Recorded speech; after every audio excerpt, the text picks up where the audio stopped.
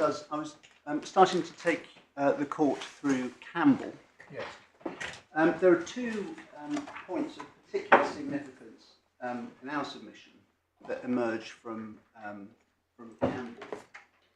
The first I mentioned before the break, which is publication of the photo by itself would not have been objectionable. And we'll have a look how that's dealt with in the, particularly in the speech of Baroness Hale in a moment. And secondly, that the authority explains that the focus of the court's exercise is on the content of the information said to be private. So is the information private? Not on the background to how the information was obtained. So, and again, we'll have a look at what the court says about that, because to some extent it sits slightly uncomfortably with some of the Murray factors. But the focus, according to the court, to the House of Lords in Campbell, is on the content, the informational content of the material, and particularly in this case the images. Now, before we get on to the first of those points, that's the publication of the photograph itself not being objectionable, it's useful to look at the description that Lord Nichols gives of what is in the photos in the case, which we find at paragraph 4 and 5 of the decision, page 8.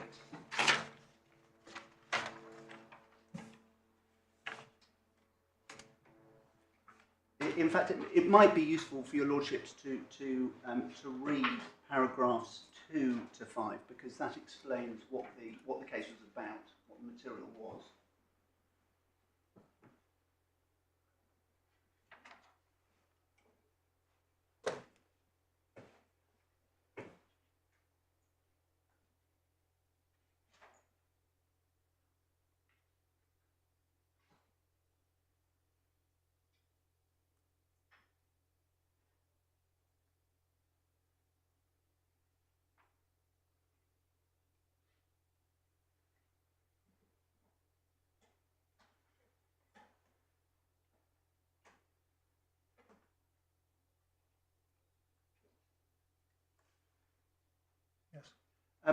Paragraph 5 describes the picture. There was just one picture. And as you'll see, the picture contains information beyond just her walking along the street, beyond just showing what she looked like. It showed her on the street of a building as the central figure in a group. So she was in a group. She was being embraced by two people whose faces had been pixelated. Standing on the pavement was a board advertising a named cafe. The article did not name the venue of the meeting, but anyone who knew the district well would be able to identify the place shown in the photograph. So already we see there is more, just taking the photograph by itself than we have in the current case. But the really important fact is, of course, that the photograph was only part of the complaint. The complaint was about an article which contained a lot of information about the claimant's treatment at Narcotics Anonymous. Turning then to what Baroness Hale had to say at paragraph 154. Page? It's page 47.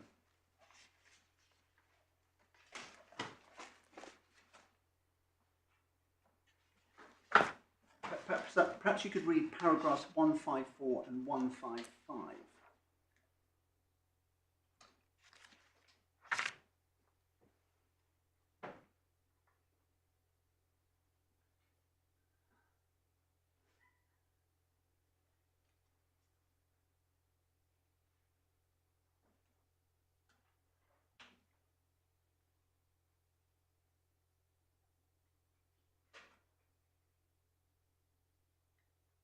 Yes. So what one sees is that the key factor in this case was what the pictures conveyed in combination with the accompanying text. Had it been a case just of the pictures, that would have been unobjectionable, according to Baroness Hale, because it would be the equivalent of a picture of Naomi Campbell popping out for a pint of milk. What, having a hug with two people? Despite the fact she was having a hug with two people. Absolutely. Despite the fact she was having it. So I must say I'm finding this attempt to break things down into bits a bit unreal. couldn't compare that even shorn of context, popping out to buy milk. That's not what happens when you do that. So I'm not sure really where this first point is. Going. The key point that I'm seeking to make here is that in Campbell it turned not just on the photo but on the publication of the photo and the accompanying facts. And just going back to a point. And it's different. Sorry, it's different here because in the current case, all we're talking about is a photo. Just going back to the point that we were discussing before lunch in exchanges with my Lord Justice Arnold. In the current case, whilst it's right that one can only make sense of the claim if one assumes the reader will read the text so as to identify the claimants. Plainly, that is right. That is obviously right. But what's happening in Miss Campbell's case is the court is looking at a whole lot more than just information identifying her. It's information about her treatment at the drug, the Narcotics Anonymous. It's about the fact that she had attended a meeting. Yeah. She was exiting from the meeting. That might all lead to the conclusion that this was a reasonable expectation of privacy, as they found by a majority. Yes. But I'm not understanding how it helps to try and break up the publication as a whole. All right, they didn't complain about the text. They complained about the photograph.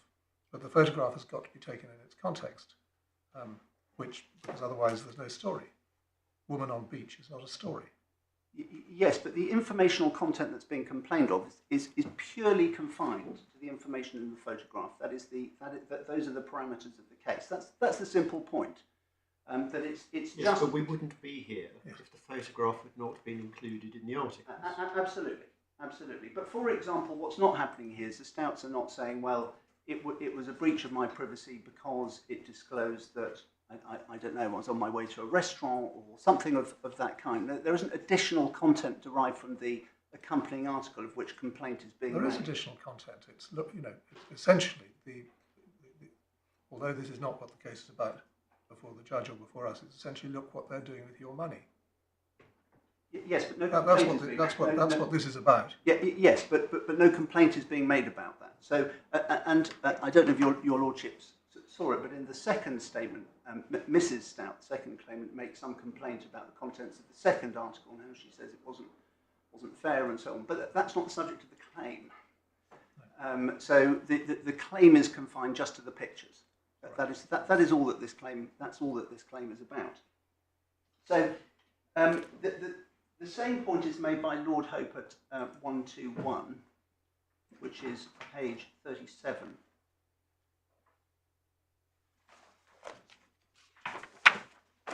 And I'd ask that your lordships read paragraphs 121 and 122. I'm not sure if you referred to 122 earlier by my learned friend.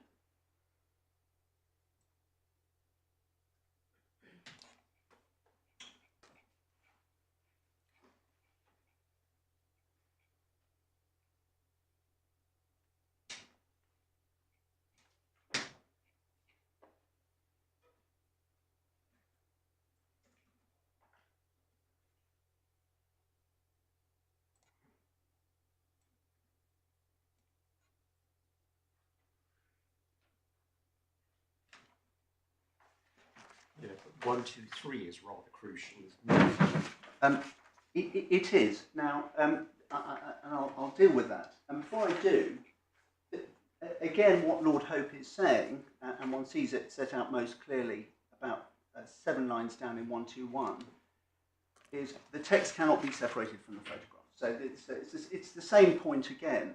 Now, what my learned friend particularly relies on in 122 and, as your lordship says, 123, is that Lord Hope is drawing a distinction between, on the one hand, the situation where a person is caught in the background in a picture taken publicly, so is incidentally photographed in a situation of that kind, on the one hand, with on the other, when an individual is targeted, is deliberately the subject of a photograph. And that distinction is there. But importantly, in our submission, what Lord Hope is not saying is that in the latter situation, a reasonable expectation of privacy will arise. He's not saying that, and one sees that the example that he gives of the latter situation at the end of 122 is the case of Peck. Now, Peck was a very unusual case.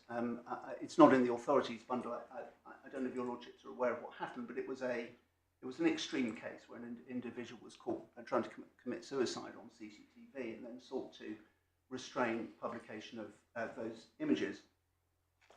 And so that is the example that Lord Hope gives. Now, that obviously is a case which is very far away from Campbell's case and indeed the current case. But nothing in paragraphs 122 and 123 can support a conclusion that in the latter category there is a reasonable expectation of privacy. That's not what Lord Hope is saying. He's saying there may be, and he gives an example, but he's not saying there will be. And that's an important fact.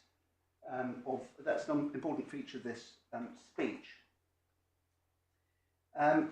Lord Carswell, again, I don't think your lordships need to be taken to it, but you'll note it's 165, where he again makes the same point that photographs were a powerful prop to a written article, so again connecting the photographs to the article. Lord Hoffman at 72, I would ask your lordships to turn to that, so it's page 23. Now, Lord Hoffman was in the minority on the outcome, so he along with Lord Nichols, considered that the appeal should not be allowed because he considered that the Court of Appeal had struck the right balance. But nevertheless, what he says is of general application because, as he makes clear, nothing he says in terms of the principles differs from what the other lordships were saying. So starting with paragraph 72, this is important. In my opinion, that leads to the question of the photographs. In my opinion, a photograph is in principle information no different from any other information. It may be a more vivid form of information than the written word. Picture is worth 1,000 words. That has to be taken into account in deciding whether its publication infringes the right of privacy. Publication of a photograph cannot necessarily be justified by saying that one would be entitled to publish a verbal description of the scene, but the principles by one which decides whether or not the publication of the photograph is an unjustified invasion of privacy of personal information are, in my opinion, the same as those which I've already discussed. Now, this is in answer to my learned friend's point that photographs are different. Yes, they may be different, but the principles applied by the court in a privacy case are no different. So, for example, the principle of triviality will apply equally to photographs as it does to text. 73, I'd invite your lordships to read. This is about what the famous and not so famous who go out in public may reasonably expect in terms of being photographed.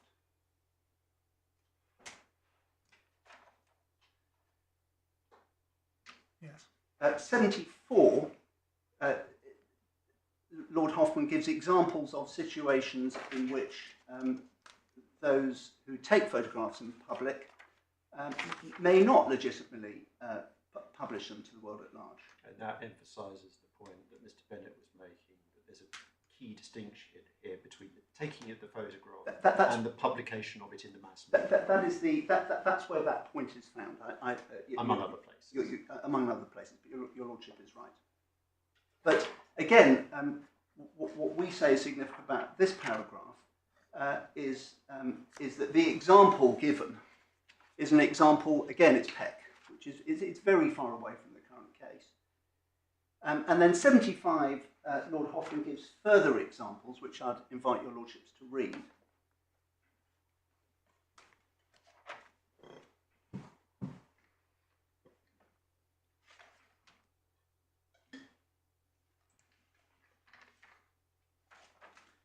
So I emphasise situation of humiliation or severe embarrassment, or publication of a photograph taken by intrusion into a private place, for example, by a long lens. So that's obviously if the photographer is in a public place but is intruding into a private place, for example, somebody's house. So, now, none of those are situations which arise in the current case. But those are the examples given by Lord Hoffman.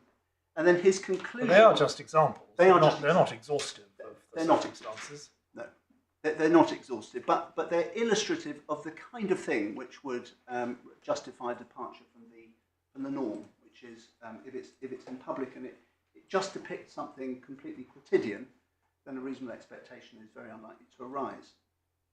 And then 76 is his conclusion on the fact, which, as I say, he was in a minority.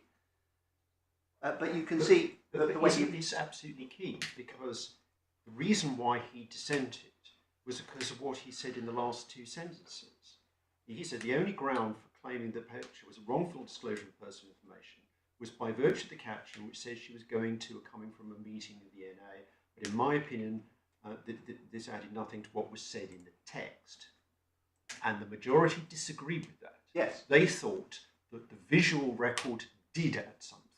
In combination with the text, absolutely they did, yes.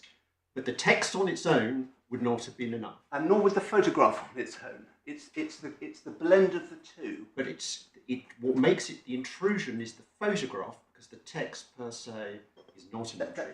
That's right. On the facts of this case, that is right. So neither the text alone would have given rise to a reasonable expectation of privacy, and nor would the photographs alone. But the photograph alone was because it was meaningless without the explanatory text.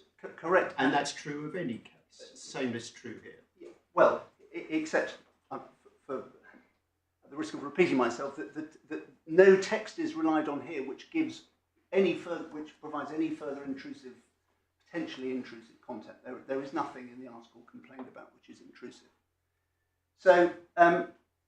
So that's Lord Hope. Now the second point which I said to your lordships I would seek to derive from Campbell is that the focus of the judgment was on whether the information itself disclosed by the photographs and text was private, not what happened in the lead-up. Now, in fact, what happened in the lead-up to the publication of the article in Campbell was quite striking, because as the trial judge found, an insider at Narcotics Anonymous had leaked information to the newspaper about Naomi Campbell's attendance at the Narcotics Anonymous meeting. And that had enabled the newspaper to send a photographer to wait outside and take photographs of her as she came out. And also, as your lordship has seen from Lord Nichols' judgment, there was a lot of information that was provided by the insider about what was going on in the meeting. So this was a pretty serious breach of confidence on any view. I suppose we see how intrusive it was from the fact that 20 years on, we're still talking about it. Well, your lordship's absolutely right. It's still, you know, it's the case we keep returning to. All sorts of different You're things. undoubtedly right that all the background about the source was irrelevant.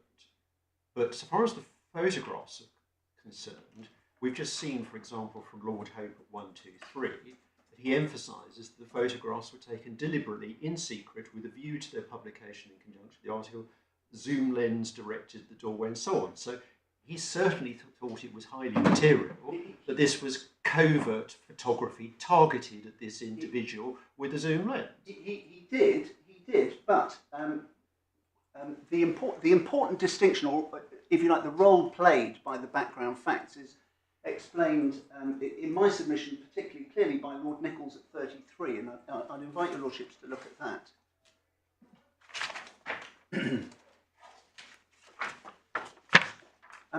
Could you please read 33 to 35? Page? It's page 15.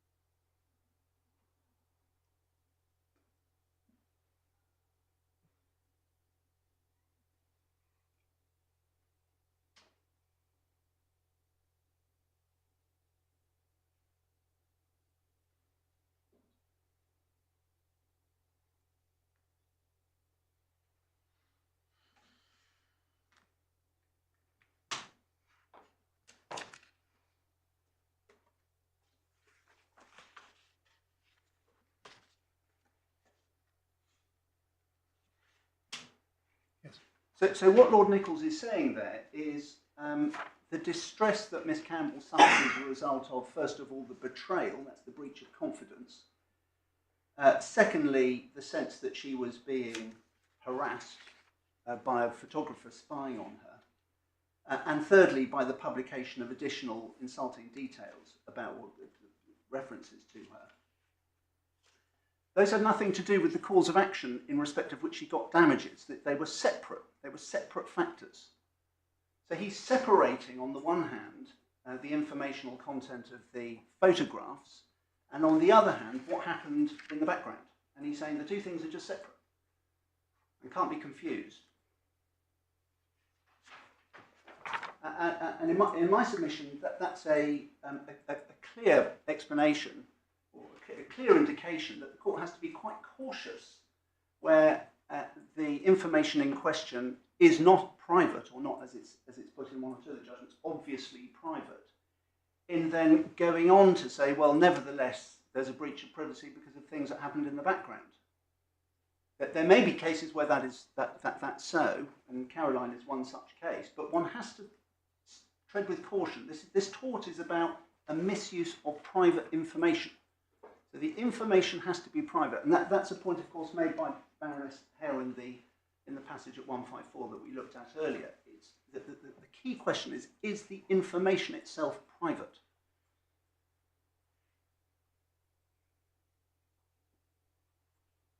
So when my learned friend says, well, in the current case, never mind that what's in the pictures, and I don't think he can seriously contend there's anything intrusive, particularly intrusive in the pictures at issue in this case. What the court has to focus on is what happened the day before when there was this altercation outside their house with some photographers. Well, in my submission, the court should be slow to go down that road. The key question is, what is the informational content of these pictures? And if they're just not private, that's the end of it, except in maybe a very exceptional case like Caroline. But that should be the end of it. That's what the tort is about. And that, of course, is the difference, another difference between misuse of private information and breach of confidence. When you're looking at breach of confidence, you're looking at the relationship between the confider and the information to which the person to whom the information is confided, and it's in that relationship that one derives the basis of the tort.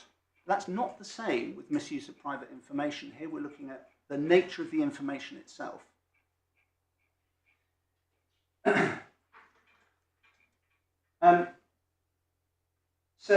In summary on Campbell, we say it demonstrates, first of all, and this is again from Baroness Hale's point, there is no image right under English law, and one has to be careful again about using this tort as if you like, a way to obtain an image right. And we say in the current case that is what these claimants are in effect trying to do. And one sees that in Mrs. Stoute's evidence when she says, well, I just don't want people to see this picture. I don't like it. Well, that's an image right. She says, I don't like the picture. That's the first point one gets. Secondly, the case demonstrates that in general there is no reasonable expectation of privacy in respect of the taking of photographs in public places. And next, that generally there's no reasonable expectation of privacy in respect of the publication of pictures which depict people in public places if the information is anodyne. And that, we say, is also carried across into the triviality principle, which we'll come to in a minute from McKennitt. That there's a crossover between those two features. But the case demonstrates that individuals can have a reasonable expectation of privacy where the pictures depict something unusually intrusive. And Peck is the example that's given, and Lord Hoffman gives the other examples.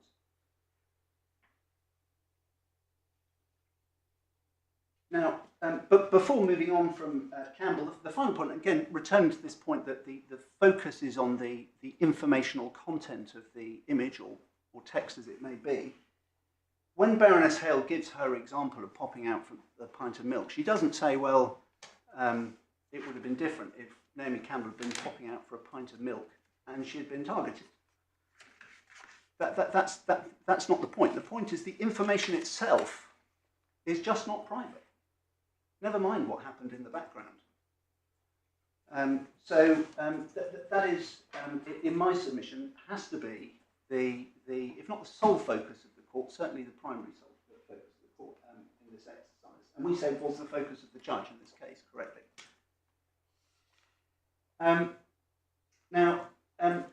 Before moving on to von Hanover, I just want to say something on this point that my learned friend makes about a person's private characteristics.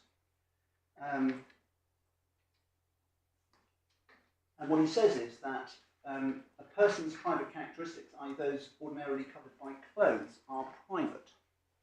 And this is addressing the informational content aspect of his case rather than what happened in the background aspect. And he cites paragraph 23.006 on information which sets out this principle. Now, we deal with it, I don't think there's any need for my lordship, for me to take the lordships to it. We deal with it in paragraph 30 in our skeleton argument. But all the cases which are cited in that paragraph involve information which is strikingly delicate or sensitive. So Holden involved a topless photo in a hotel garden. AMP was a case involving sexual photos of the claimant and their family, which were recovered from a stolen mobile phone. Rock and Roll was a case concerning an individual who was partially naked in a private party. ABK were sexual photos sent during an affair. And in Douglas, although Douglas itself didn't concern particularly sensitive information, but the example given in Douglas of particularly sensitive personal information was of a film star lying naked by a swimming pool. Now, those, of course, are very far away from the current case, and those are the examples cited in Gatley. None of them, my submission, assists my learned friend. Caroline, but before looking at the decision itself, can I please ask you to turn to the Tugendhat and Christie book, which is at tab 14, and what it said about Caroline at 587, which is page 239. Sorry, 405. It's 239 in the book, 405 in the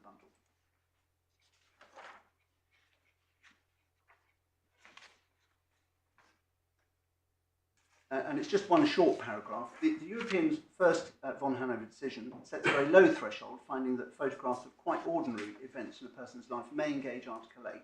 Later decisions of ECHR and domestic courts indicate, however, that whether there is a reasonable expectation of privacy will depend on the circumstances.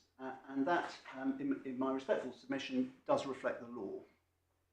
So it doesn't, Caroline does not set a hard and fast rule of any kind. This is an intensely fact-sensitive exercise.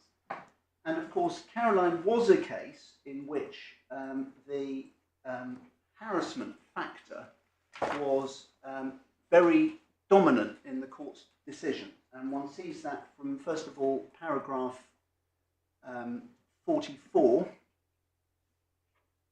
which is at page 327.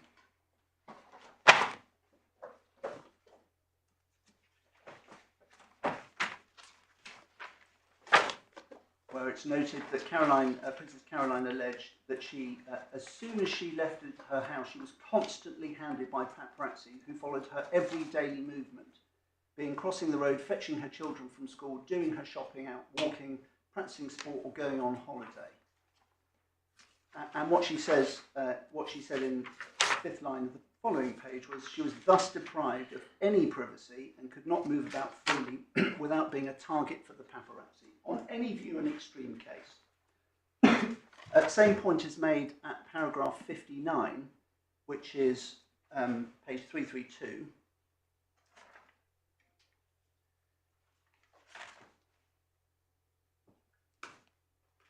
At the end, furthermore, photos appearing in the tabloid press are often taken in a climate of continual harassment that induces in the persons concerned a very strong sense of intrusion into their private life, or even of persecution. And again at 68, which is page 334,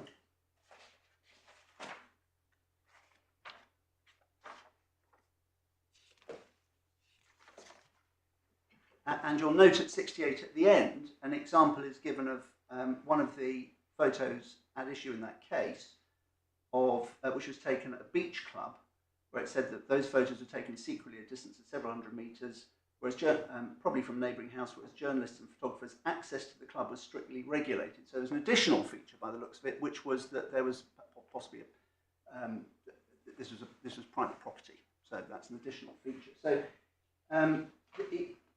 harassment, persecution, hounding, they were a key feature of this case, and it seems to be suggested by my learned friend that the claimants in the current case endured something similar, comparable, and that is just not correct. What is alleged to have happened in the current case is a single altercation on the day before these pictures were taken between the photographers and the claimants or members of their family outside their house. Just one incident, plus this photo taken, these photos taken surreptitiously the following day, which they weren't aware of. So it's very far from Hanover.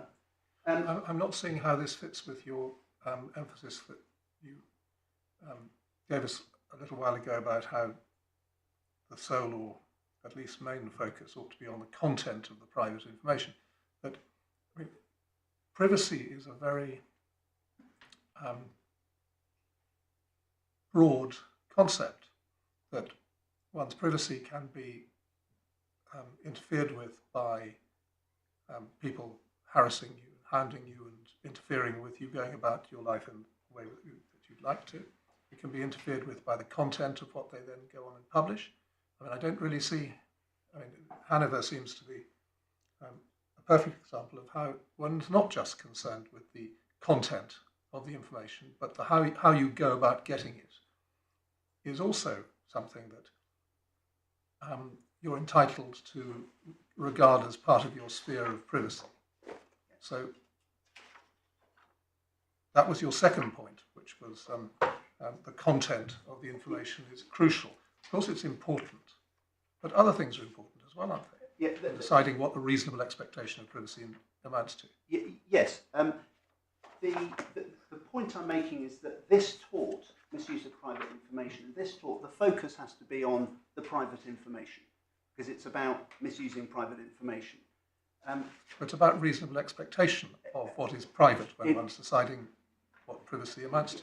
It is, but where this tort is concerned, it's about private information. There are other torts available to, for example, victims of harassment. So somebody can, as I understand quite often happens, people can sue photographers for get injunctions against them, stop them harassing them, and that's something which plainly the law protects. Yes, but clearly from the Caroline cases, you say that the degree of intrusion in order to get the material for publication is a highly material feature. It can be, and I don't say that the law requires the court to exclude from account altogether factors such as constant hounding, like as appeared in as was the case in Caroline. There will be cases where that tips the balance, but my submission is that these are not equal factors. That in this tort, the focus is on the content of the information, and that's the point that I seek to derive from Campbell. That's at the heart of the tort. So and my submission really goes no further than the court should be slow where the information itself is not obviously private to find that there's a reasonable expectation of privacy because of other factors which are unconnected or don't concern the actual information itself. There will be cases where that applies, and Hanover is one, but it will be an unusual case. That's my submission. So in other words, what the court can't do is have a, if you like, open textured approach to situations and say, well, I'm going to have a look at the claimant's general experience. The fact that something that was published was very trivial, well, that may be so, but all these other things mean that the publication, which is what the tort is about, is unlawful. That's the wrong approach in my submission. The starting point is the content of the publication itself. I'm not sure, for my part, where you're going with this, because the judge took account of the fact that these photographs were taken in the context of the targeting of the claimants over a 2-day period, and they were taken by paparazzi covertly without permission and all of that. But having taken account of that, he decided that there wasn't a reasonable expectation of privacy. So, I mean, I just don't see quite how all this is going to help you. Your Lordship's right. As it happens, the judge did take into account those factors which my learned friend prayed in aid. So he can't be criticised for not doing so. No doubt if the judge had said, well, actually, I need to ignore all the background factors, I'm just going to look at the content of the photos, and my learned friend's appeal would be rather different. He'd be saying, well, that's not in line with Murray. So, in fact, this judge did follow that approach. You seem to be, I think my Lord may be prompted by the thought, you seem to be approaching matters in a different way to the way in which the judge approached them. When you set up two planks to your argument, that we have to look at the photo alone and have to focus on the content of the information above everything else. That's not what the judge said. The judge took a much more practical approach to this. So, I mean, what are you trying to do? Uphold him on different grounds? No. The approach he took, I'm not saying was wrong. It was correct. But what my learned friend is saying is that there should have been the if you like, the background factor or the harassment factor should have been in some way elevated in the judge's consideration or balancing exercise. That it should have been a much more prominent feature of the balancing exercise he carried out. The appeal is really quite narrow as presented by Mr. Bennett. He relied upon the fact that the judge went wrong by saying that because he wouldn't have expected it to be private from the beachgoers, therefore that's an end to the matter. That's how he argued it. And also that he approached the difference between public and private places in an incorrect way. And this then led him to get the balancing exercise wrong. I mean, he's not adopting an aerial campaign against this judgment. He's dealing with it at ground level. And at the moment, you seem to be rising above that. And I'm not quite sure, like my Lord, where it's Very well.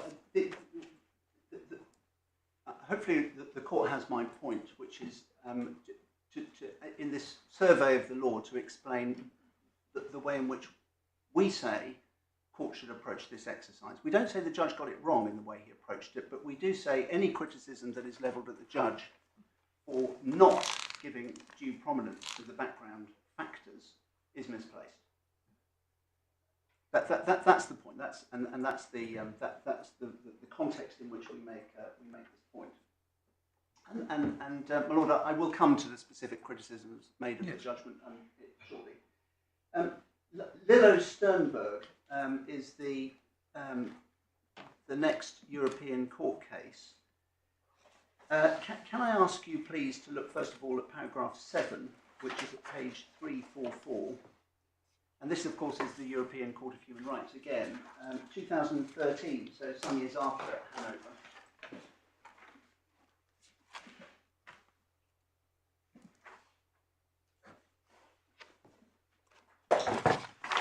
Sorry, what paragraph did you say? Paragraph 7 and 8, please. Thank you.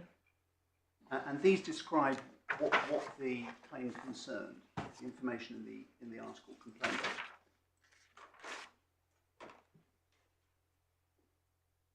Yes. What I'd invite the court to note is that, again, there's a lot more information than there was. In some ways, it's not that dissimilar to the current case because it's somebody arriving by boat, although our picture didn't depict the actual arrival by boat. It's someone with a wedding dress raised above her knees. It also featured a photograph of a couple and their baby. So there was a family aspect to this. There was a description, as set out in paragraph 8, of the ceremony itself. So it wasn't that couple and their baby, it was a couple. A couple, sorry, yes, a couple and the baby. Next, please, paragraph, the paragraph numbering is a little confusing, but if you go to page 348, paragraph 13, internal 51,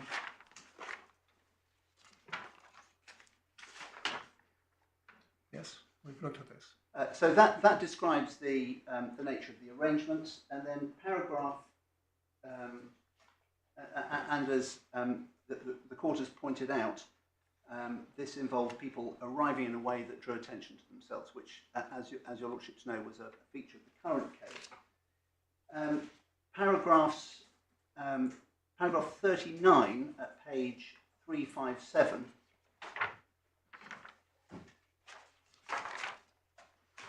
One sees that the pictures were taken by zoom lens.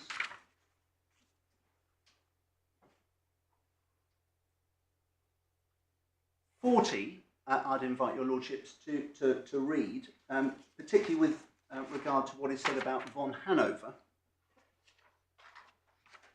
and the fact that von Hanover, they make reference to the fact that von Hanover was a case where photography constituted harassment of the aggrieved party. So that's the European Court itself referring to Hanover with reference to that feature of it, that striking feature of it. And then 43 to 44, I'm not sure if your lordships will refer to this morning, but I'd invite you to read these too.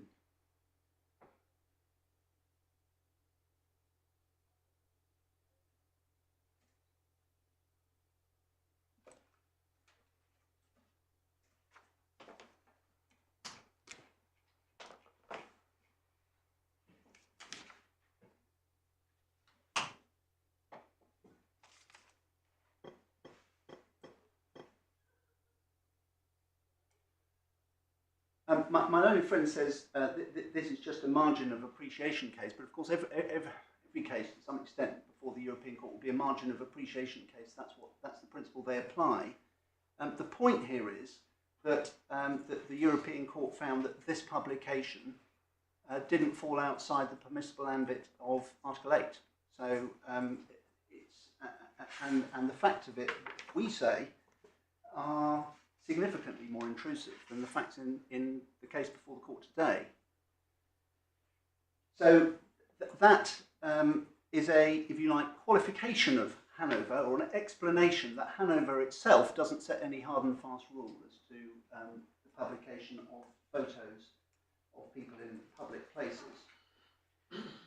Next, two domestic authorities in which Mr. Justice Eadie found that images that were sued on did not give rise to any reasonable expectation of privacy, both akin to popping out for a pint of milk. The first is Elton John, which is at tab 4.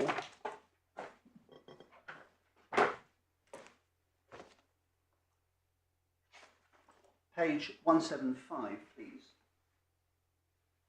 This was, of course, the case in which Elton John was pictured outside his house. Paragraph 3, the judge notes that it's important to note the terms of the injunction sort of directed towards the publication of the photographs or photographs. There's no intent made to inhibit or restrict in any way the publication of text. And then the description, the photo is described at paragraph 4.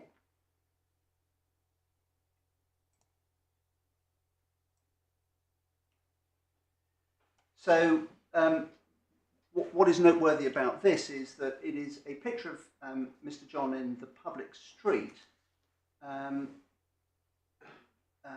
but some of the photographs go further and show, or at least one shows the feet having gone through the gateway into what's presumed to be his private front door garden.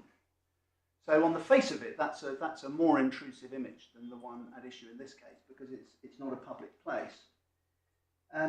Paragraph 15, Mr. Justice Eadie says this: there's no question in the current case of the photograph revealing information which touches on his health, social or personal relationships, or sexual relationships. These are all matters in respect of which, to greater or lesser extent, as with allegations of health, an individual has a reasonable expectation of privacy. It seems that circumstances are more akin to popping out for a pint of milk.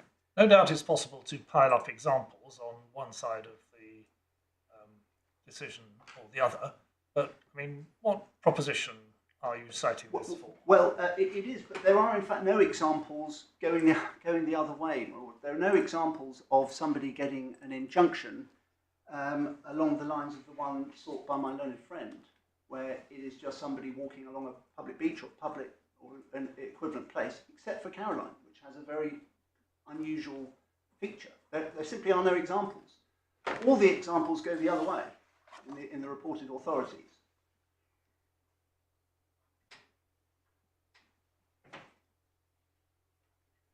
Another case, I don't need to go through the details of it, but another case is the case of Dreeser, which is at tab 7.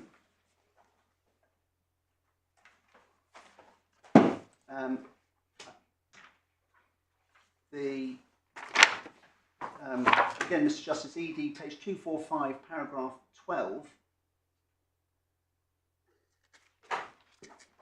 And I'd ask your, this is a prisoner who was photographed walking around a prison yard. And the relevant part is starts about 10 lines from the bottom of that paragraph that I'd invite you to read, here as I understand it.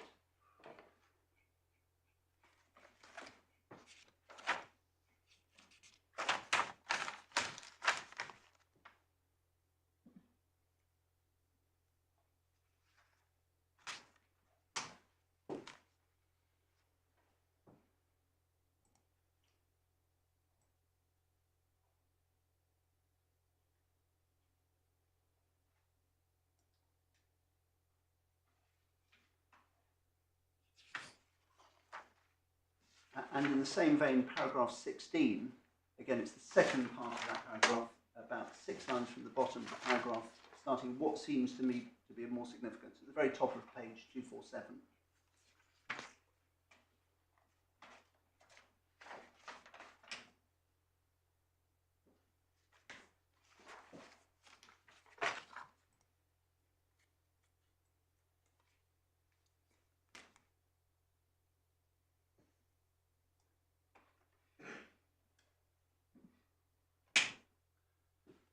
Next case is McKennitt. McKennitt was not a photographs case, it was a case about the book, about Mr. McKennitt, a musician. Court of Appeal, can I ask you please to look at paragraph 12, which is at page 189.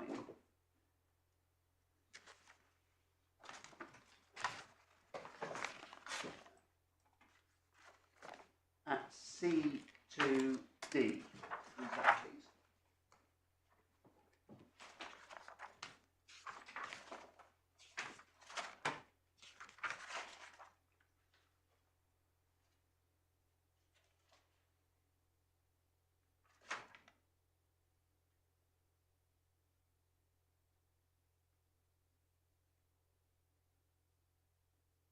Now, the case which is referred to there, Secretary of State for Work and Pensions, it postdates Campbell. So the point which was articulated by Lord Walker in that case came after Campbell. But we say that is very much, if you like, reflects the proposition of law which Campbell explains, namely that the publication of merely anodyne information is unlikely to give rise to an infringement of Article 8. Yeah, well, got that point, but I'm just trying to fit it in with the case that we're hearing here. Just, you know, this doesn't appear as one of the judge's 10 principles of law that he was applying. I don't remember very much about the anodyne nature of this in his reasoning. So what are we doing again? I'll tell you, it's true to say that he does not explain. He doesn't refuse the injunction on the basis that it's not anything other than anodyne stuff. Well, we'll see what he says about the photographs. He says the photographs convey nothing. I forget the exact wording. We'll go to it, but essentially nothing significant. Yes, but the argument here seems to be you're drawing our attention to the fact that some things just don't engage Article 8 at all. That's right. That's not what he's saying. What he's saying, there's no reasonable expectation of privacy, or rather the claimant's unlikely to succeed at trial in establishing there's a reasonable expectation. All right, so that comes to the same thing. It's the same thing. It's the same thing. All right. It's another way. It's the threshold of seriousness point is another way of articulating the same principle that the right will not be engaged in respect to the publication of anodyne information. And we say this is anodyne information in this case. I'm not going to take your lordships to it, but for your note, the information which in McKennitt was said to constitute anodyne information can be found in the decision of the High Court, again Mr Justice Eady, which is at tab 3, paragraphs 139 to 141. And again, it's not a case about photographs. So it was information such as there was a shopping trip that was described, description of furniture, household items, a visit to Arizona. This is the kind of thing which, or these were the things which Mr Justice Eady found were too trivial and anodyne to engage Article 8. Next are the two cases about children. The first is Murray. Murray was a summary judgment case, so it was a different context in which the decision was made, because what the Court of Appeal were looking at was whether the judge was right to strike out the or to give summary judgment the case at a very early stage. So it was like a different test. It was a different test that was being applied. It wasn't an injunction case. But plainly, it is a case about children, and it is that the principles which it explains are applicable to children. That is what the case says. So, for example, paragraph 14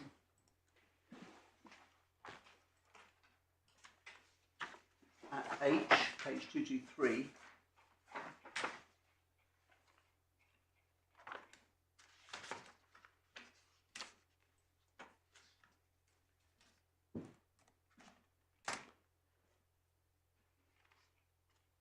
Paragraph 37 at page 232, the first sentence.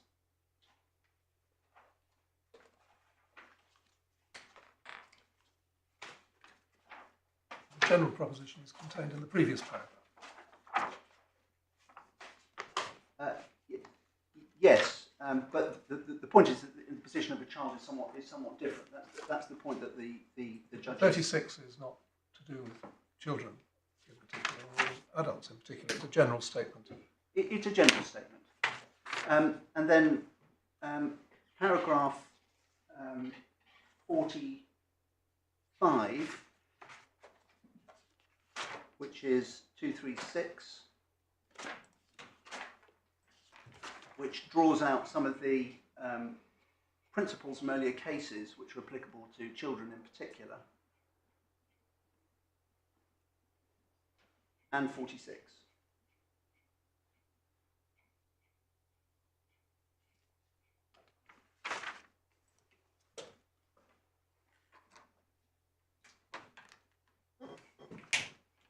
And then importantly, the first sentence of paragraph 47, first sentence, neither Campbell nor von Hanover is a case about a child.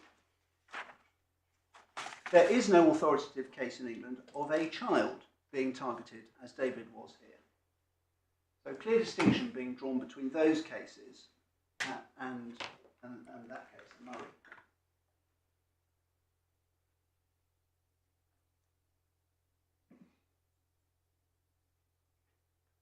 (56) same point again. I think this is the passage which Lord Justice Mayles drew attention to before lunch.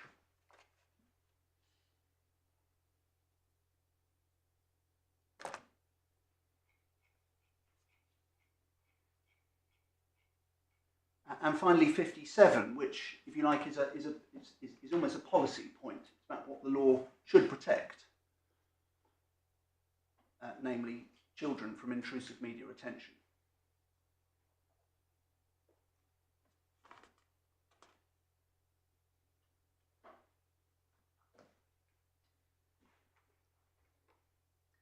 So that case is, as I say, of perhaps limited usefulness to the current position, which is not a case about pictures of children. I'll come on to what my learned friend says about the family element shortly. But Murray was plainly a case specific to the situation of photographs of children. Weller is also a case about photographs of children. When you say it's of limited usefulness, I appreciate that. This case is not about children. A lot of that decision was bound to be about children. But is there anything objectionable about the summary that's given at paragraph 36? Sorry, 36. Yes. Bearing in mind that it was specifically endorsed by the Supreme Court as recently as Zebway. No, absolutely not. No, we're not seeking to. We're kind of bound by that. We are somewhat bound by it. So no. Right. And then,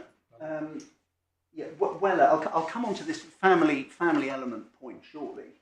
But again, this is a case about children. Out and about, young children, two young children, I think they were 10 months old, and one older child who's 16, at a cafe, photographers going up to them, taking pictures of them. There was evidence that they didn't, that certainly the 16-year-olds were very unhappy about that. And of course, the children were named. So this is the particular context of that case. Named and photographed and named, and the picture publication are obviously unpixelated images of them. So again, number of paragraphs in which the court look at the specific position of children, and in many ways they develop what's said in Murray, and well, they pick up the ball and run with it. There's a lot more there. So paragraph 26 at page 258,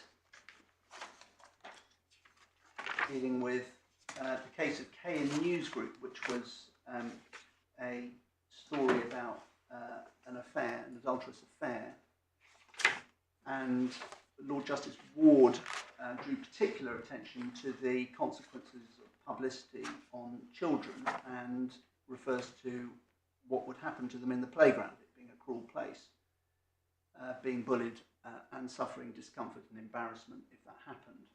So that's K, and then again, paragraph 27 refers to Reclos. I know my learned friend has brought Reclos. Reclos was a case about publication of photos of children in a hospital. Yes. That was the context of that case. 29 is important, and I'd ask you to read that.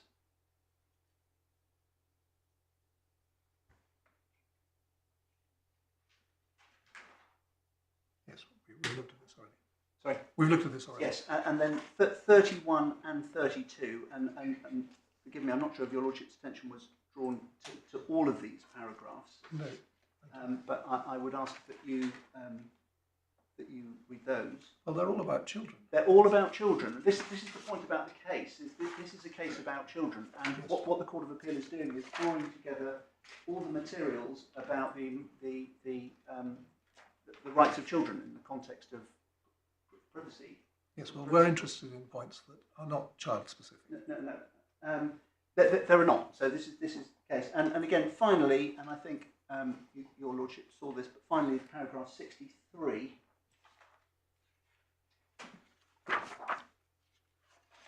Well, I'm looking at 32, which was one of the ones you gave us, was it, a moment ago?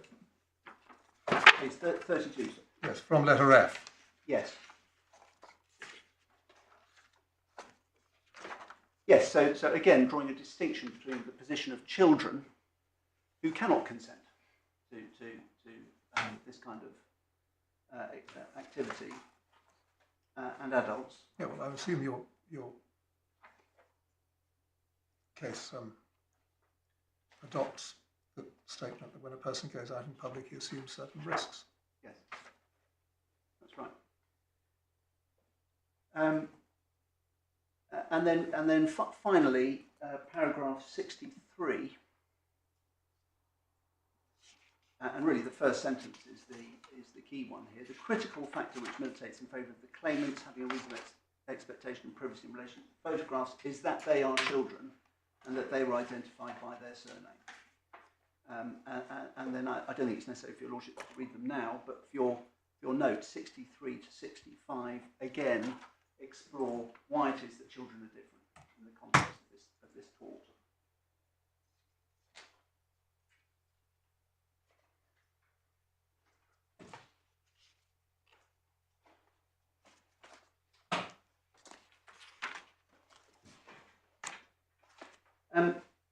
That leads me then to my next point, which is the family activity point. What my learned friend says is that this was the activity which his clients were engaged in when photographed was family activity, and that therefore takes them outside the ambit of anodyne information popping out for a pint of milk.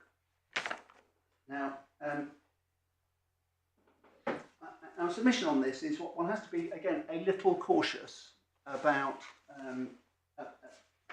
seeking to apply any broad brush definition or label of family activity. So it's questioned, what is family activity?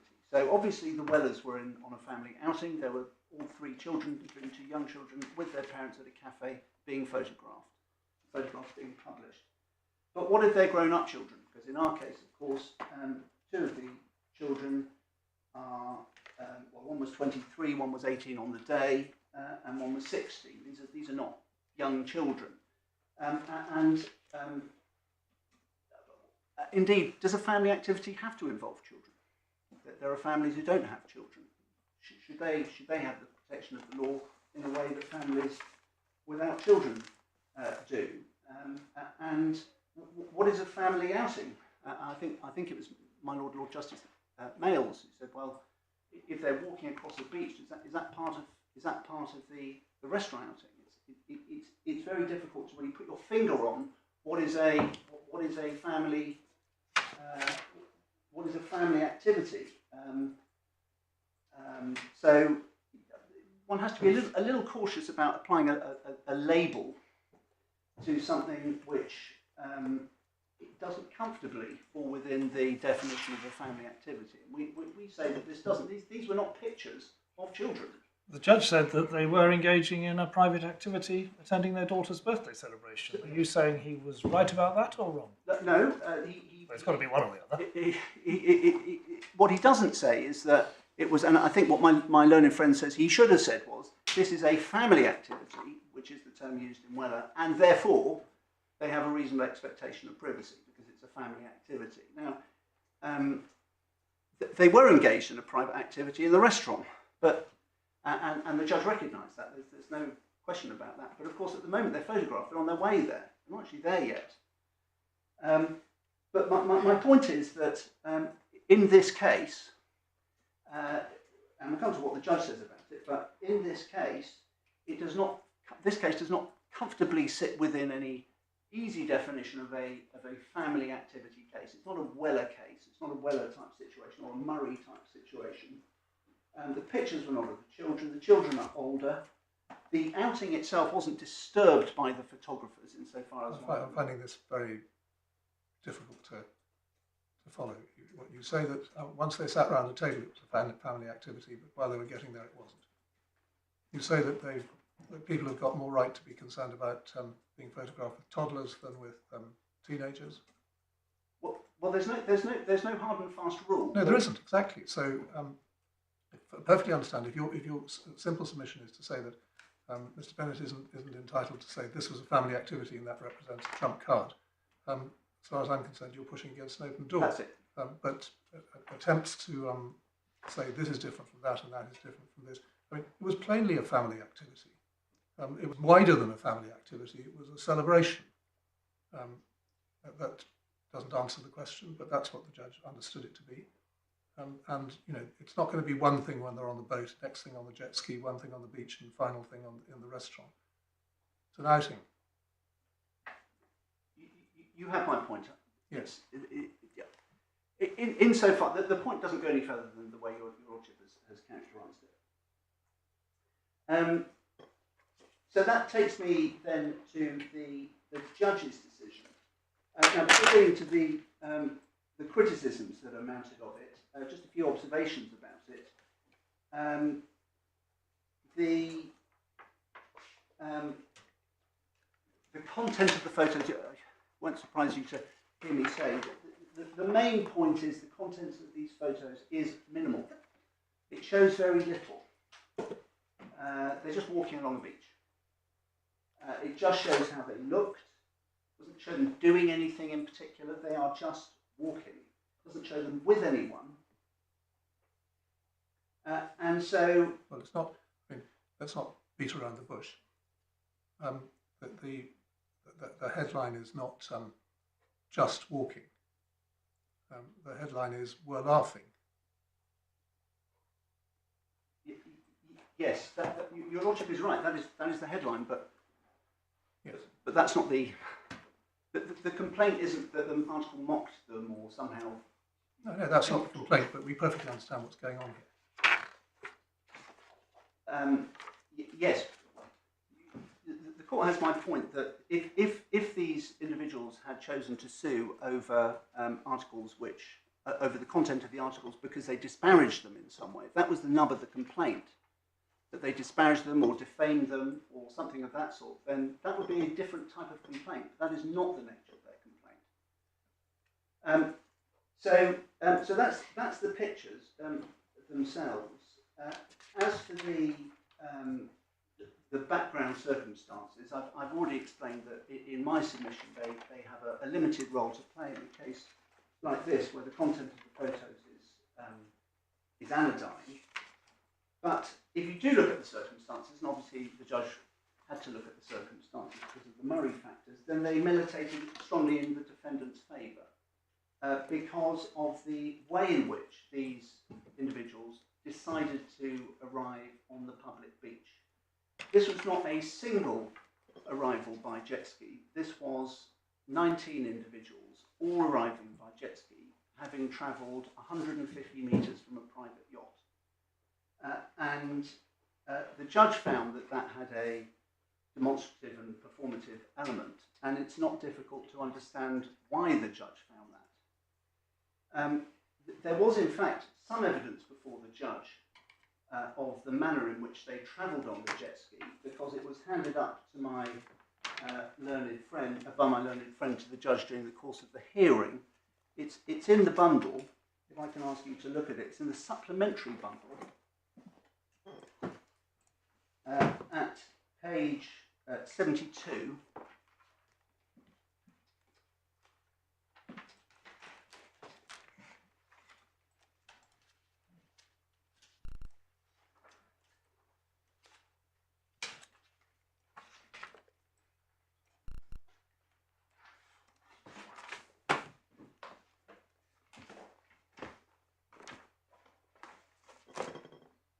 this is not a photo published by my client. This is a photo published by Mail Online.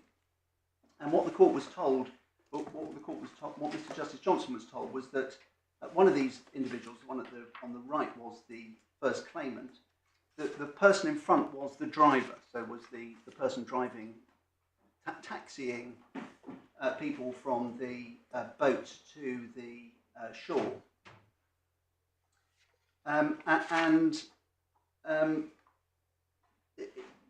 What the judge found was that the arrival was demonstrative and performative, and you can see that this is on the face of it, they seem to be going at some speed, and obviously they're enjoying themselves. And this is a trip that was made 19 times. Because 2 at a time. The evidence is 2 at a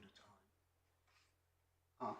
Well, there's obviously some doubt about that, but somewhere between 8 and 19 times, but many times because there was only one jet ski. and there was a driver. Just as so that there's a loose end hanging out. Where is the evidence? Reference to this. It's in the evidence given by claimant's statement. the evidence given by the second claimant on this topic was in her first witness statement.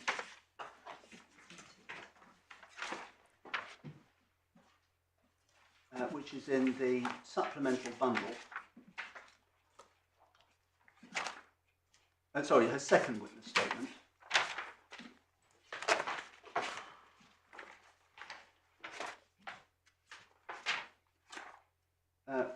Which is at page 16 of the supplemental bundle.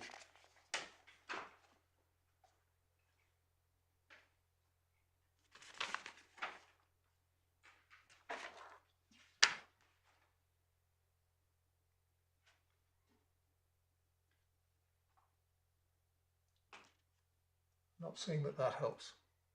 Well, what Mrs. Stoute is there saying is that the whole party had to be ferried to the beach by a jet ski, and that there were 19 in the party. There were 19, and that's described further up that there were 19 in the party.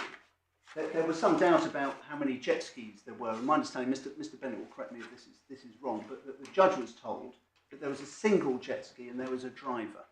So there were, and that's why the judge says there were multiple trips. That's true, whether it's 8 or 19, and why does it matter anyway? Well, the reason why it matters is because... I mean, why does it matter whether it's 8 or 19? It's multiple trips either It's way. multiple trips. It doesn't matter. It doesn't matter. The fact that the real point is that one trip is a noisy event for people on the beach, an impactful event. 8 trips is 8 impactful events, and it's not a short trip, it's 150 metres. Paragraph 4. The judge's conclusions are single jet ski, multiple journeys. Multiple journeys.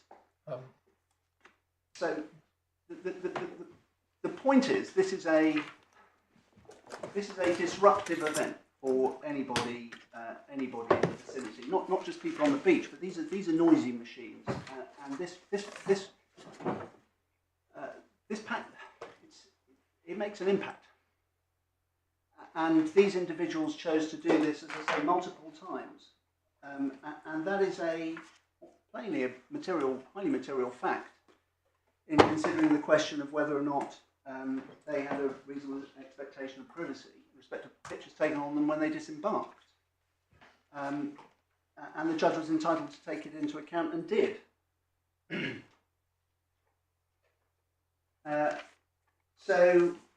they did that despite being aware that there was some interest shown in them by photographers the previous day, and the judge took that into account and also took into account the attributes of the claimants, namely that they had made a very large amount of money from public procurement of PPE materials. Mr. Bennett says that the judge should not have taken into account the fact that they were aware that paparazzi were interested in them, because that would be victim blaming and they shouldn't have to change their behaviour. What do you say about that? Well, it's not victim blaming. It's simply the reality that they chose to arrive in this demonstrative way against that background. They chose to arrive in a way which drew attention to themselves against the background of knowing that there was some interest in them from the press. That is a choice they made, and they didn't have to make. That's the key point here. They laid themselves open to the possibility of having their photograph taken in the context of an activity that was likely to be recorded or reported in a public manner. Yes.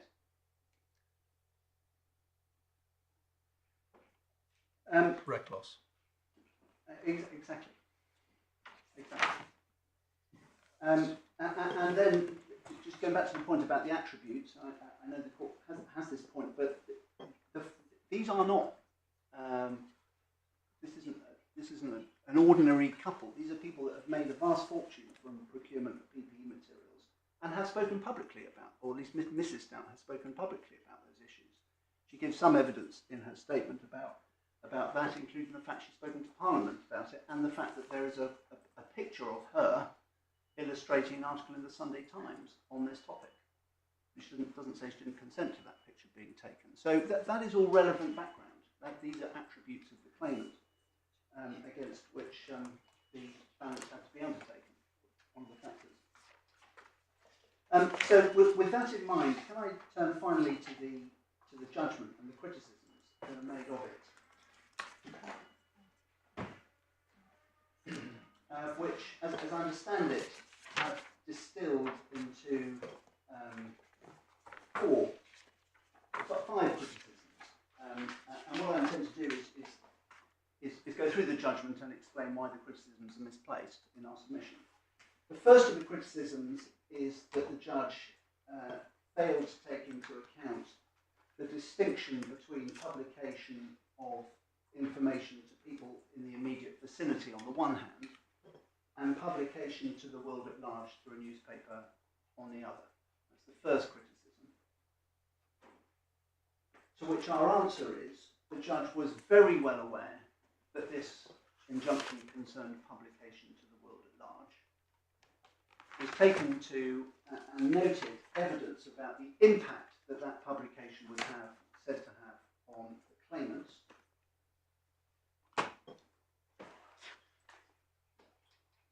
and was plainly a factor which he had very much in mind when he reached his decision. It's unreal to suppose that wasn't something that he took into account. He obviously did. Now, insofar as he didn't distill it out, this was an extemporary judgment. This court would be very familiar with extemporary judgments where not every T is crossed and I dotted, but it was obviously a factor which the judge had in mind when he conducted the balancing exercise. The second criticism that is made is that the judge... Before you leave that criticism, could you just address us on the last sentence in paragraph 33? Of the judgment? Yes, which I think it's being said, it wasn't simply that the judge didn't carry forward what Mr. Bennett had been submitting, but he actually, as a matter of law, misstated. Well, this I think is the second criticism that is made. Ah, you were about to come to that. I thought it was.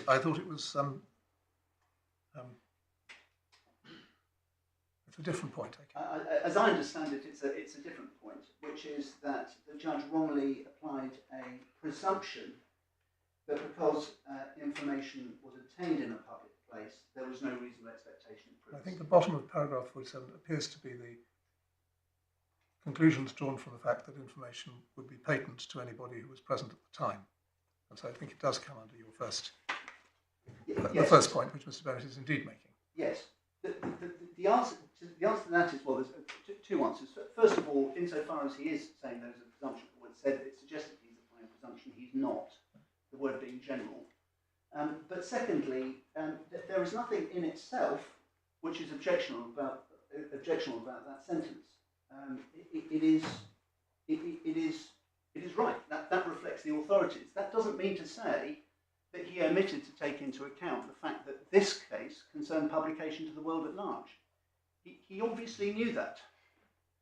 That was what this whole injunction was about. It was about publication to the world at large. It's not realistic to conclude, to criticise this judge on the assumption that he somehow didn't bear that in mind. He obviously did. That was the whole point. That was why we were there.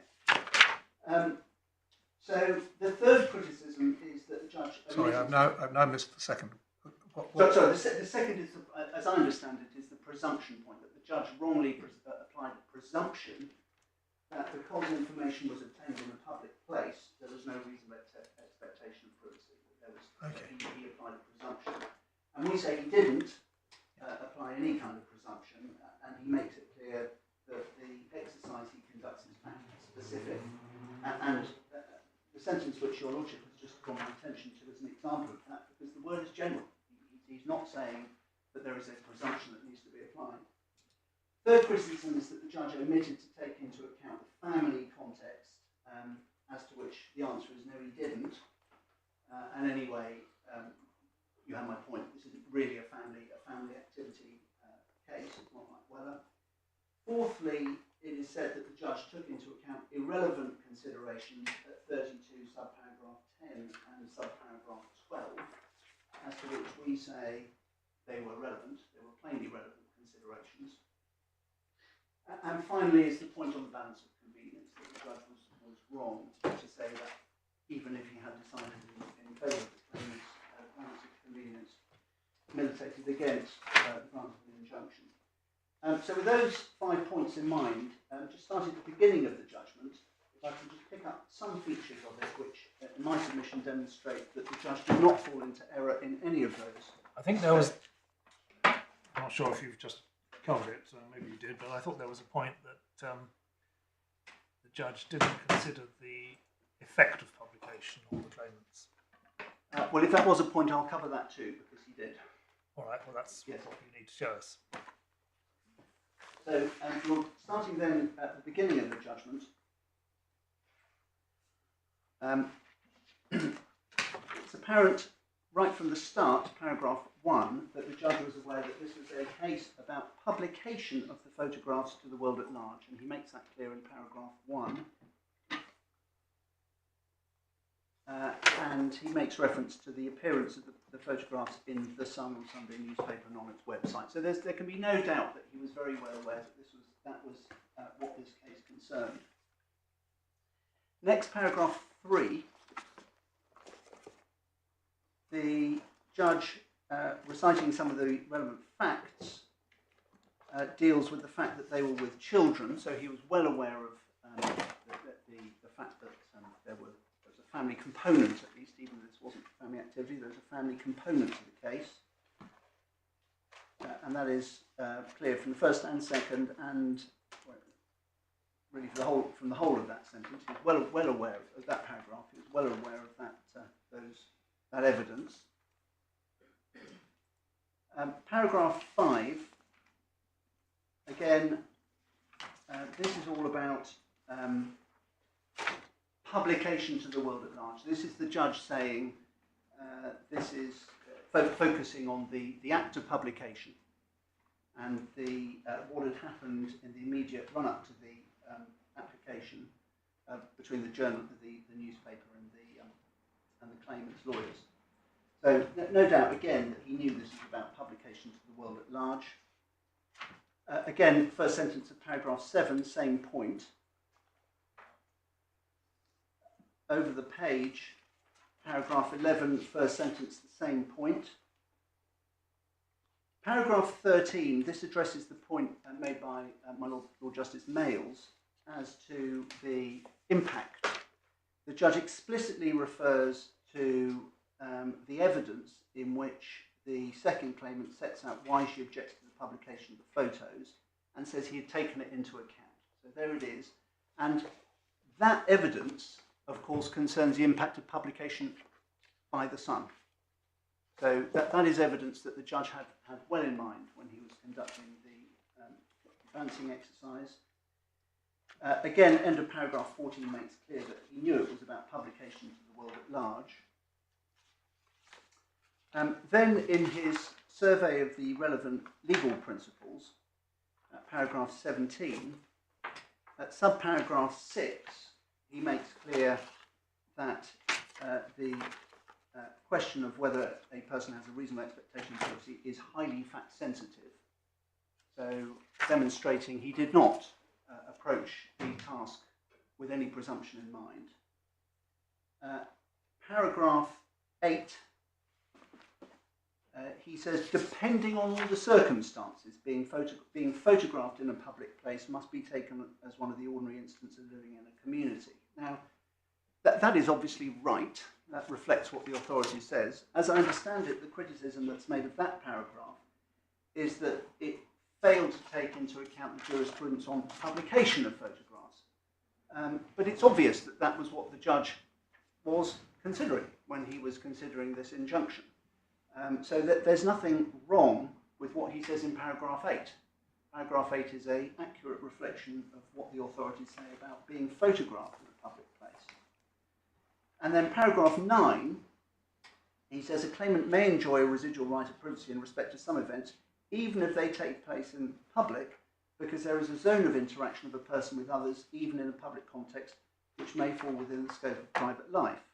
Well, again, that is an accurate summary of the law. There is nothing wrong with that. He's not applying a presumption.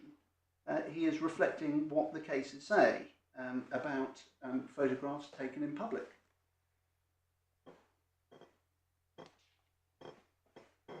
Paragraph 18, very bottom of the page, same page 60, last sentence, the court will only grant such an injunction if there's a real risk of publication. So again, back to the fact he's focused on publication in the newspaper, and the rest of that paragraph he deals again with the question of publication before trial. 19 is important because it's all about journalistic material.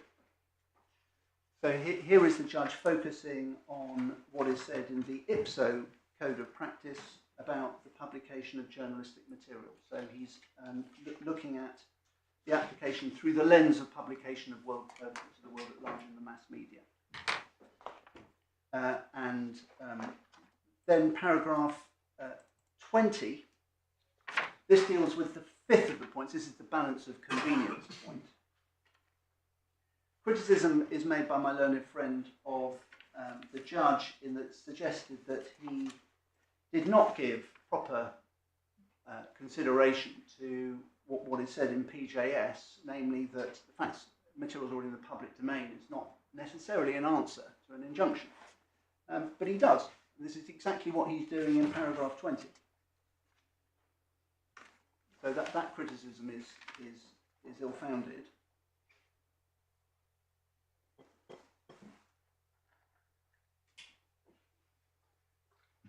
Paragraph 23, the judge recites the submission that my learned friend made, and we've already looked at this about 7 lines down. He says, namely, there's a difference between, on the one hand, other beach users merely seeing the photographs in their party on the beach, and on the other, the claimants in their party being targeted and followed by a photographer and secretly photographed, the ensuing photographs being published to the world at large in a national newspaper. Well, he obviously has in mind that submission. He hasn't ignored it, he's understood it, and he's considered it. Then, in the rest of that paragraph, again, he recites the submission of my learned friend about covert stalking of children, so and the effect that this has on the claimant's well-being and family life. So this again goes to Lord Justice Mell's point about the impact on the claimant. This is something which he had well in mind, having of course read the evidence and taken it into account, including the family life. So this includes the family activity aspect.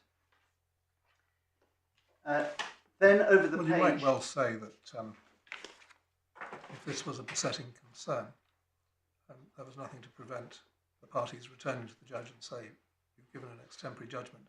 There's one point or one or two or three or four points that you don't seem to have covered in this.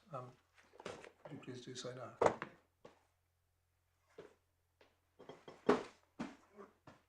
Paragraph 30, and of course the court will appreciate that this is an application for an injunction.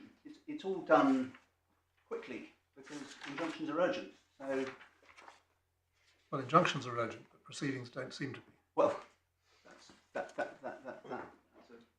my submission. A fair point.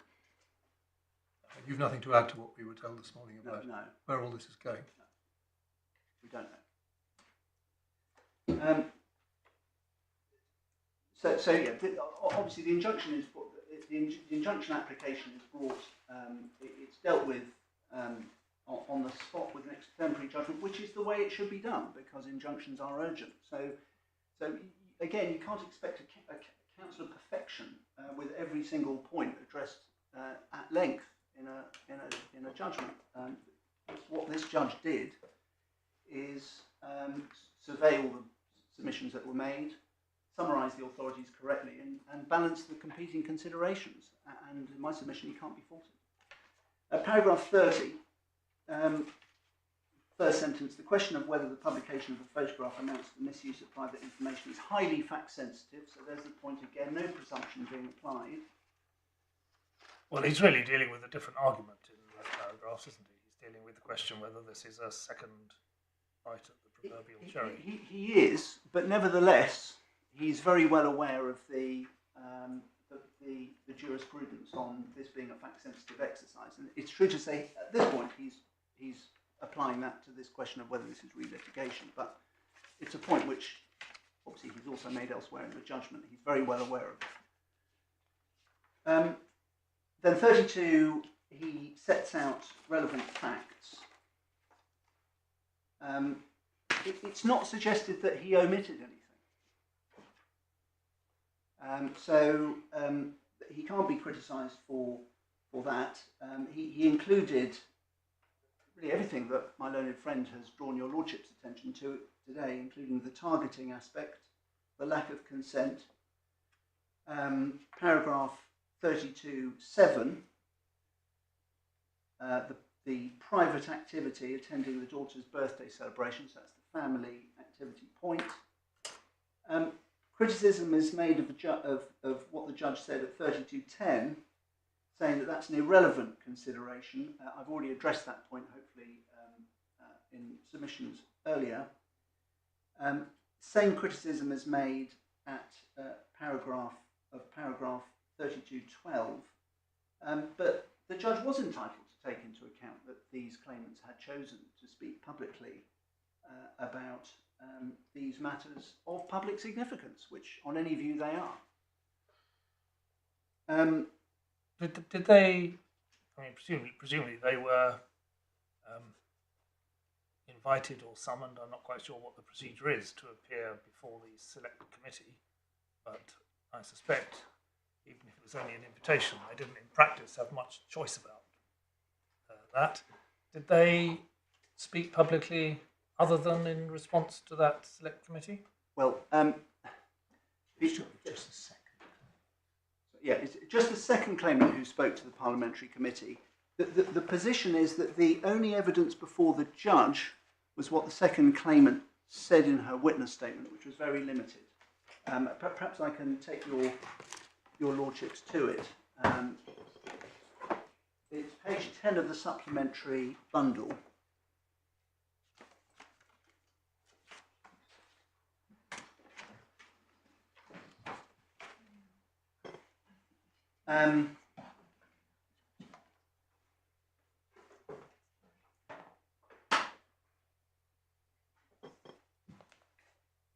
So paragraph 35 is the only evidence that was before the judge on this topic.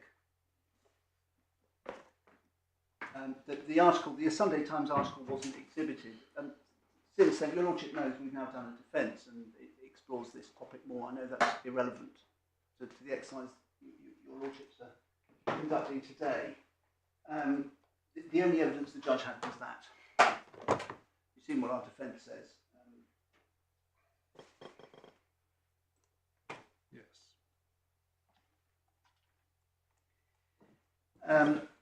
So the judge was right in 32(12 to say they have appeared in public to give evidence before a select committee. He was right insofar as the second claimant is concerned. Well, it was only she that had appeared. Yes, but she was speaking for what the company had done, which we're both interested in. So, that's right. And she gives evidence in the plural about we've worked hard, etc. So I'm not sure one can really draw a distinction between the two claimants. But anyway, whether that's right or not, yes. There's no evidence, therefore, that either they had chosen or that they had not chosen to speak publicly. No evidence about that. Yeah, okay. And again, your lordships will appreciate this wasn't a trial. This was evidence coming in quickly. There wasn't time to challenge it or get counter evidence or anything of that kind. So the picture before the judge was necessarily incomplete. But this is. I don't understand that submission. This statement was made on the 31st of December.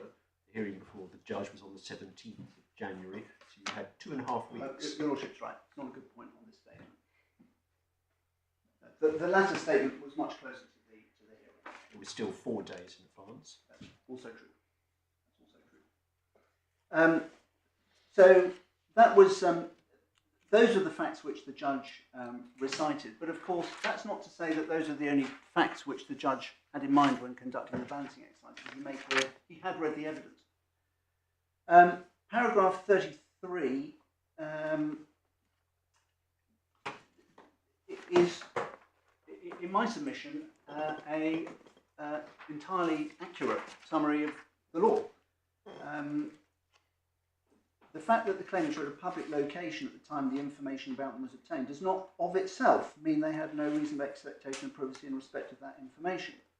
A person may retain a reasonable expectation of privacy in respect of information that is obtained about them when they are in a public place.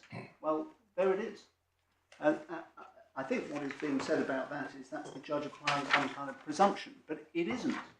That is the judge accurately explaining what the authorities say on this topic. He then gives a number of examples of situations in which an expectation of privacy may arise, even though activities that are recorded take place in public, but they are just examples. He's not suggesting they're exhaustive. They are just examples, and none of them are bad examples, and they are all perfectly valid examples. And then he comes on to this, about 6 lines from the bottom of that paragraph, in the absence of the additional element, and by which he means something beyond the kinds of things that he has already alluded to. Information that someone chooses to reveal in public is less likely to be recognised by the law as private. He's not saying it won't be, he's just saying it's less likely to be. And that is plainly right. That is what the authorities say. That's Campbell. That's Lord Hoffman in Campbell. Public and private CCTV and the use of mobile phones to take photographs and record videos. Ubiquitous. Anyone venturing out in public may be captured by such cameras. The reasonable person knows it's the case. It follows there's no general reasonable expectation of privacy in respect of information that is patent to anyone who happens to be in the same place at the same time. This is just an observation about the general reasonable expectation of privacy. He's not saying there isn't one. He's just saying in general there isn't one. You're looking for kind of factors which appear in the cases to see whether or not in fact there is one. That's all he's saying. He's not applying a presumption and he's not misdescribing the law. And he then in 34 alludes to or describes the facts that he finds particularly significant, but of course it's not an exhaustive description of the facts that he took into account. There's the arrival by jet ski, the demonstrative and performative element to the arrival, the fact that members of the public were present at the restaurant on the beach, and the method of the claimant's arrival is likely to have drawn attention to them. And no criticism is made of that conclusion. It's not said the judge was wrong to conclude that. And how could he be wrong? The evidence plainly supported that conclusion. The information that is captured in the photographs corresponds to how the claimants chose to appear in public. That is right. There is no additional element of inherently private information. The information that is contained in the photographs is simply what any person present at that place and that time would have seen. Well, that is correct. He can't be faulted for making that finding. Then there's reference to the differently cropped photographs. And then he says this: the fact that the claimants did not consent to the photographs and that they were taken from a distance using highly magnified telescopic lenses in the context of the pursuit of the claimants over a period of 2 or 3 days is relevant to the question of whether they had a reasonable expectation of privacy. I do not, however, consider that these factors are present to a degree or extent which make it likely that the court at trial will conclude that they had a relevant expectation of privacy. The degree of intrusion is far less than was present, for example, in the Princess Caroline case. So, again, there is nothing the judge got wrong. These were factors he was entitled to take into account and balance. He didn't misdescribe them. He's not being criticised for omitting something important. He's looked at all the evidence. He's weighed it up. He's reached a conclusion. And in my submission, this court should simply not interfere with it. Then, finally, the balance of convenience point.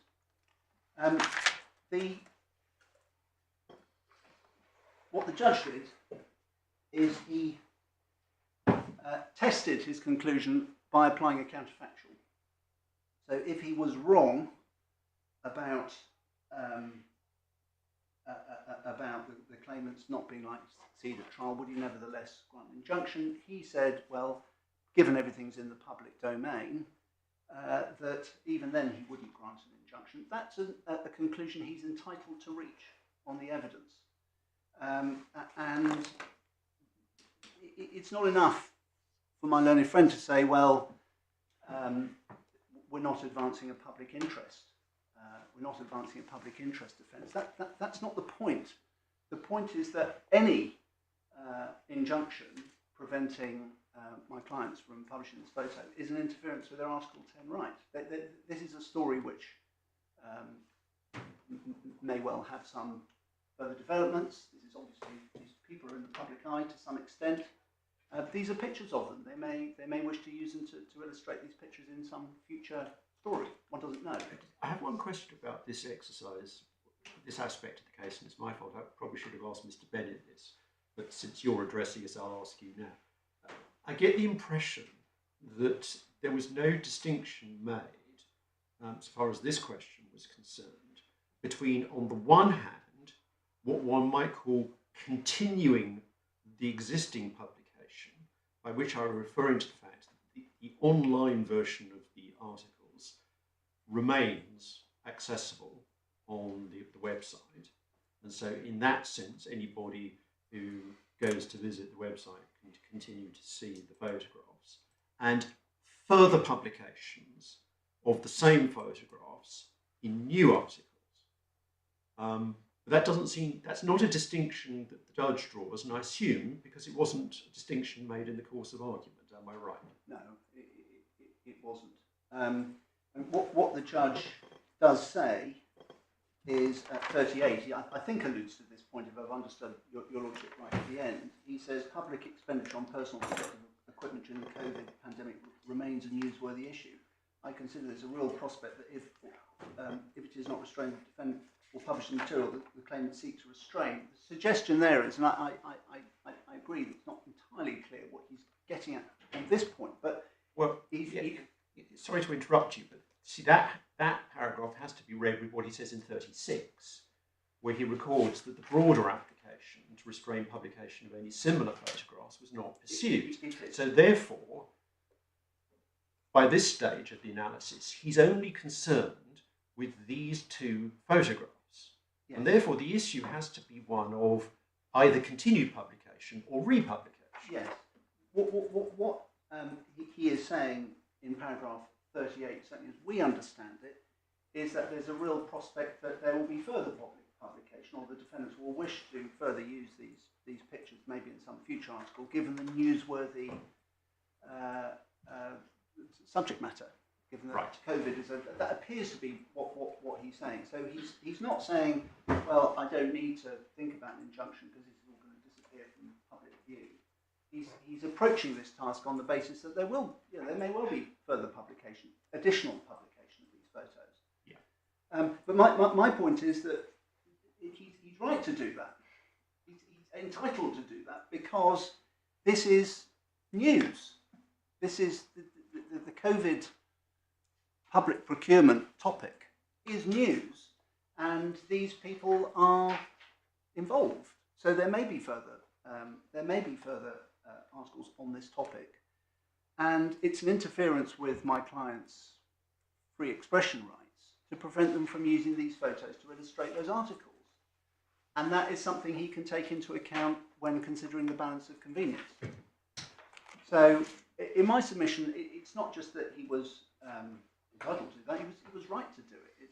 It's plain. And that of course, set against the fact that these pictures were very widely in the public domain. This is the King-Canute point, which not only was he entitled to take into account, he actually had to, because of Section 12.4 of the Human Rights Act, which says the court has to take into account the fact that material is already in the public domain when considering any kind of restraint. So there's nothing in our submission which the judge gets wrong when he comes to the balance of convenience. It may be that other judges would reach different conclusions, but he's entitled to reach the one he did in my submission. So, sorry, may I just turn my back on the court for a moment? Of course.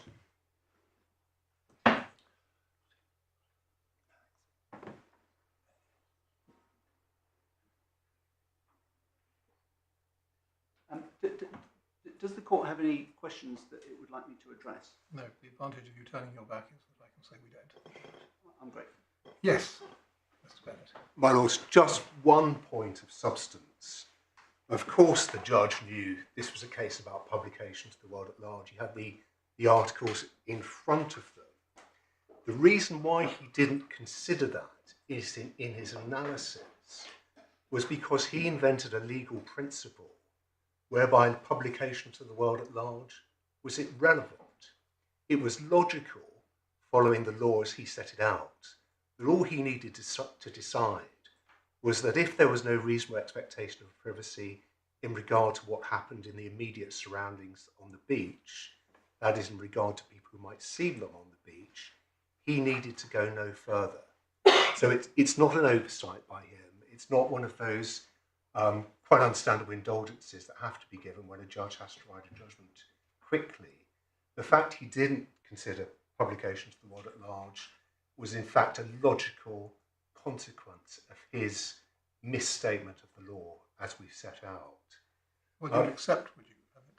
You assert, I think, rather than accepting, that this is a very fundamental misunderstanding of the law of privacy. Yes. On the judge's part. Yes.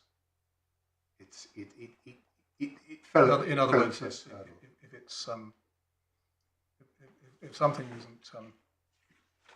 isn't private to us here, it can't possibly be private to them out there. Yes, in essence. In essence, it's too. If only life and the law were that simple. But it just isn't. You've got to. Well, I just wanted to make sure that you were facing up to the degree of misconception that the judge must have been labouring under. Yes, and we say it's made clear by that last sentence of paragraph 33. Yes. We have copies of Reckless if the court would like that. By all means, I think it's just the one paragraph, isn't it? Yes. Just by quick summary, it was a child had been born. A child was in hospital in a ward away from her parents. The Greek hospital had a normal procedure where a professional photographer would photograph the babies and then presumably sell the photographs to the parents. The parents took umbrage and sued in the Greek courts for an injunction for the return of the negatives and for damages. The Greek courts rejected the claim, but the claim by the child, I believe, was upheld by the European Court of Human Rights. And in the course of that, they said it's not as if the child was certainly reckless, if that's not the wrong word. Yes, precisely. Our child was at the mercy of the photographer. Yes. My last point is. Sorry, can I just take you back to your first point, if I may, where you say that the judge regarded your distinction as irrelevant. What this comes to then is that the judge acknowledged your submission that there was a distinction between the taking of photographs and the publication to the world at large, because we know that, yes. It says it in paragraph 23, but that rather than overlooking it, he deliberately rejected it, precisely stating that, right. And rejected my reading. But rejects it in terms which don't say, I reject Mr. Bennett's submission that there is this distinction, but just by implication from the way he sets out the law. Is that what it comes to? Yes, particularly in paragraph 33. Yes, I see. Thank you very much. My last point is clearly the court is concerned about the delay with which these proceedings are being advanced, the substantive proceedings. All I can say is the claimants are absolutely sincere about this application to the court. They rushed to court on New Year's Eve. They renewed their application at the return date because because there was more evidence available to the court at that stage. It's clearly regrettable the claim isn't advancing faster, but I have to say it is difficult once you're caught up in the court mechanism to do that. But that point has been noted. Well, could I just make clear that I think on behalf of us all that this is by no means a partisan point, and we perfectly understand the argument that you're making, but we're trying to situate Yes. this particular neck of the proceedings Yes. in the body of the proceedings as a whole. And I have to say there were delays for the defence. A draft re-amended defence was only served on Friday afternoon. I'm afraid sometimes these things take time. Understood. Anything else? No. Well, thank you, Mr. Bennett. Thank you to Ms. Jolliffe and Ms. Williams, and to those who instruct you for the preparation of the appeal. We'll obviously take time to think about our decision and let you have it as soon as we can. You'll be well aware of the protocol that will apply once we have our judgments ready for your consideration. They will be provided to you in draft for correction of any errors that they contain, but not any re-argument. And you'll obviously place great weight on the instructions that appear at the head in a case of this sort in particular. They are shared in confidence so that the decision can be handed down as it will be in due course without your attendance, without unnecessary slips or errors in it, but the confidentiality, hardly needs saying in a case of this sort, must be observed. Thank you all very much indeed. All right.